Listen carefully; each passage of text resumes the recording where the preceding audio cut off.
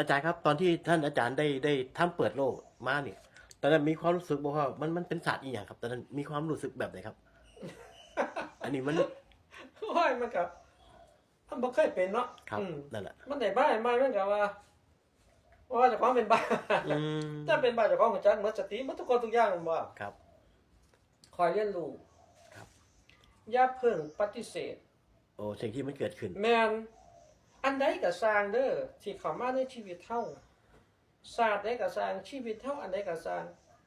อย่าเพิ่งปฏิเสธแล้วก็อย่าเพิ่งย่านสิ่งที่จะเข้ามาอืมจงสัมผัสและเรียนรู้กับมันก่อนอืมให้ฮู้ก่อนว่ามันเป็นอีหยัง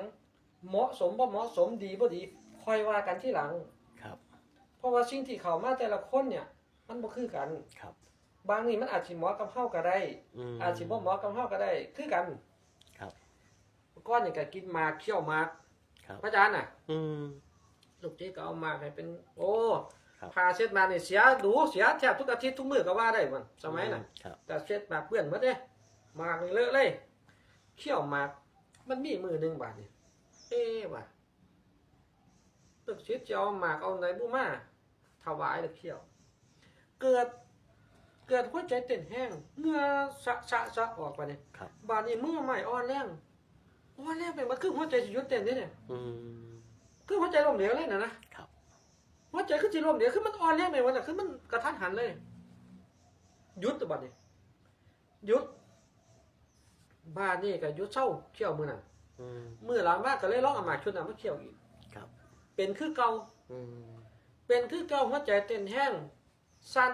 เหงื่อพักๆแล้วหัวใจเหมือนสิล้มเหลวจังซี่นะอ่อนลงกับหม่องอ่อนลงกับหม่องเลยก็เลยว่าถ้าครูบาอาจารย์เพิ่นเคี่ยวหมากลูกบ่ขอเคี่ยวน้ำเด้อถวายอยู่เพราะว่าธาตุหรือกายสังขารเฮานี่แพ้ครับแพ้หมากแพ้ยามื้อนี้ขอเอาแต่ว่าถวายคืนแต่ว่าเจ้าของสิบ่เคี่ยวบ่หยังก็เลิกแต่พุ่นมาสมัยก่อนนี่เคยลองเจ้าของเป็นคนบ่สูบยาเนาะครับบ่สูบยาบ่กินเหล้าแต่เป็นโยมเด้ครับบ้านนี่เวลาสมัยนั้นแรกๆนี่สูบยานี่4 กอก 5 กอกก็เคย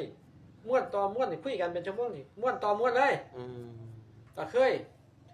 บ้านนี่เรานี่ยกขวดเลยครับยกขวดบ่เคยกินเหล้าเนี่ยเอายกขวดก็หมดขวดเนี่ยครับ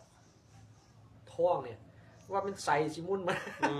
ว่ามันใส่สิพังเลยได้มันว้าวกันว่าบางคนบ่เคยกินน้ำบ้านนี่อยู่ดีๆยกขวดบ่เมาครับบ่เมาไอ้40นี่ล่ะบ่เมาบัดนี้เจ้าของบ่เมาพอถอยมาก็ปกติแต่ว่าบัดสิเมาหยังเมาควันยาสูบบาดนี่โอ้ยสูบเข้าไปเลิกมื้อนี้ห้ามแน่มื้อนี้ก็คือบ่เอาครับบ่เอาในสมัยเป็นโยมก็คือว่าเรียนรู้ศาสตร์พวกนี้ตอนนี้ไม่ได้ความรู้ได้ความว่าไหนครับว่าจากที่บ่เคยเคี่ยวหมากกับเคี่ยวหมากบ่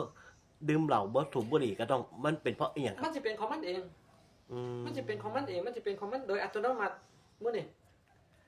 แต่ว่าก็ขอไว้มันสิเป็นโดยอัตโนมัติของมันเลยในธาตุในขันธ์เฮาคือเฮาอยู่ปกติจังซี่มั้ยครับอันมีหยังมาติดแขวเฮาก็สิจังซี่นะมีหยังมาเข้าตาเฮามันสิเครื่องมันสิผิดแผกออกไปจังซี่บ่อันนั้นไม่เป็นเพราะว่าจิตเฮาอยากไปลองสิ่งนั้นหรือว่าเป็นด้วยญาณครูอันนี้เฮาฮู้จักธาตุขันธ์เฮาปกติอยู่แล้วว่าเฮาจริตเฮามักบ่มักถือบ่ถือครับเมื่อมีสิ่งแปลกปลอมเข้ามาคำว่าสิ่งแปลกปลอมอาจจะเป็นญาณคู่ก็ได้หรืออาจสิเป็นดนจิตดนใจจังไดก็บ่ฮู้น่ะครับมันสิแปลงออกมาเลยถ้าเฮาเรียนรู้ศาสตร์มื้อนี้หรือเฮาสิเข้าไปอยู่แนวมื้อนี้เนาะครับมันสิต่างจากเขาเรียกว่าต่างจากกายหยาบปกติเฮาดอกออกครับตอนแรกที่ท่านอาจารย์ได้ทำเปิดโลกมานี่ก็บ่รู้ตัวว่ามันเกิดอีหยังขึ้นกับเจ้าของได้เป็นภาษาแรกก็เป็นภาษาจีนมั้งครับแล้วภาษาต่อไปเด้อครับที่เคยได้อันนี้ว่าจากประสบการณ์ที่ผ่านมาของจีนมานี่ของจีนมาเป็นเป็นหลายเดือนเด้หลายเดือนแล้วก็เปลี่ยนพอได้ฮอดนี่ก็เพิ่นก็สิเปลี่ยนให้ เป็นของอันไอ้นี่ยังก็ไอ้ของอันแขกของแขกของอิสลามของแขกของอิสลามบาดนี่ของ ภาษามคธหรือภาษาบาลีนี่จังถ่ายๆพี่ ครับ ของอันภาษาของไอ้ของเขมรยังถ่ายๆมาพี่สิเป็นของเทพของหยังมาก่อนไหม ครับ แล้วก็ของฤาษีแล้วของผักขาวมา อืม ภาษาต่างๆ ก็สิเปลี่ยนนี่แต่ละศาสตร์เขาก็ต้องทำความเข้าใจอยู่หันไปนำแล้วบางองค์3 เดือน 4 เดือนบางองค์ก็เดือนบางองค์เนี่ยสิเปลี่ยนไปล่ะ ครับ แต่ว่าก็สิเปลี่ยนเนี่ยเช้าเที่ยงแรงเที่ยงคืนเช้าเที่ยงแรงเที่ยงคืนวนเวียนอยู่จังซี่สวดมนต์น่ะ โอ้ แทบสิบ่ได้พักเลย โอ้เพิ่นให้ปั้นอยู่ซั่นนะครับ เป็นภาษานั่น ภาษานั้นเอาให้จบ ๆโอ้ ป้านี่ก็เฮาบ่ไหวเห็นบ่ ครับ บ่ไหวนี่ต้องดึงขาออกมานี่ โอ้ ดึงขามาบัดนี้มือเฮาปกติมือไปแล้วมือเฮาขาเฮานี่ยกล่ะ โอ้เพิ่น ก็ต้องได้ลุก เพิ่นปลุกมาให้สวดมนต์ ให้มาสวดมนต์ อืม คือเพิ่นสิต่อคาถาให้มันก็เกิดความสงสัยมากว่าเฮาต้องเข้าใจเฮาต้องเรียนรู้ไปนำ อืม เฮาก็คอยเข้าใจทีละนิดเข้ามา เป็นขั้น นะ เป็นตอนของมัน แม่นเพราะว่ามันขึ้นอยู่กับขั้นตอนแล้วเฮาก็ทำความเข้าใจแต่ละขั้นตอน ครับ แต่ว่าก็เฮาก็อยากเรียนรู้นำเพราะว่ามันเป็นสิ่งที่แปลกใหม่แม่นบ่มันเป็นสิ่งที่เฮาบ่เคยพอ ครับ เป็นบ่เคยฮู้ว่าใน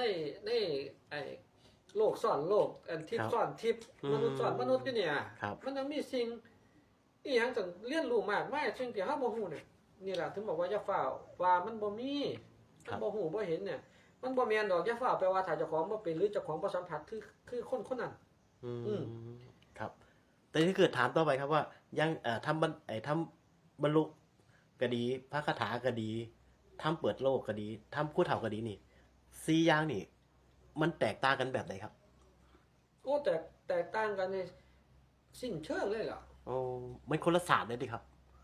มันใกล้กันแต่มันก็คนละศาสตร์ อืม ใกล้กันมันก็คนละศาสตร์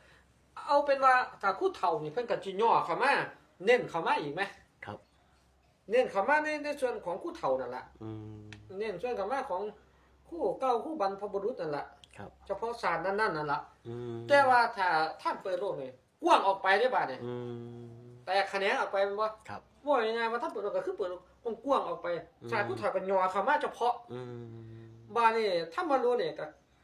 ปั้นท่านเป็นหลักแม่นบ่บาดนี่ ครับ บาดนี่ก็นั่นล่ะบ่ไปจังซั่นล่ะ ครับ แต่มันต่างจากคู่เฒ่าต่างจากตัวถ้ำเปิดโลกของเฮามันสิเป็นภาษานั่นเป็นบทแล้วชัดถ้อยชัดคำมันสิบ่รั่ว ครับ มันสิเป็นคำแล้วถ้าเฮาสิสร้างเป็นคำออกมาเลย มันต่างกัน ถ้าเป็นพระคาถาก็คือบทอยู่ บท แค่ นั้ นั้น น จบบทนั้นก็คือเศร้า โอ้ จบบทนั้นก็คือเศร้า แล้วภาษามันก็สิบ่แม่นปันทำบ่รู้ก็บ่แม่นเนี่ย ครับ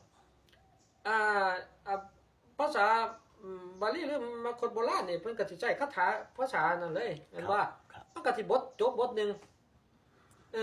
สัญญาก็ค่อยว่า ของท่านเขมรคือกัน ครับ ก็สิจบบทหนึงค่อยว่า แต่ถ้าบ่รู้ไปแล้วได้บาดนี่แม่นบ่ อืม เป็นห้องกระช่าง ครับ แต่ว่ามันสิเป็นการปั้นถ้ำจังซี่ล่ะ ครับ มันสิบ่เป็นพระคาถาเป็นค่ำคือของเฮา ครับ โอ้ถ้า นั่นแหละ เกิดเป็นถ้ำเปิดโลกเนี่ยอาจจะขยาย กว้างออกไป กว้างออกไป แต่ละคะแนนมานี่ อืม แต่ละคะแนนนี่กว้างออกไปกว้างออกไปที่มันก็เป็นความรู้ที่กว้างออกไปนั่นแหละ ครับ แต่เฮาจะเอามาใช้นั่นมันกรณี ครับ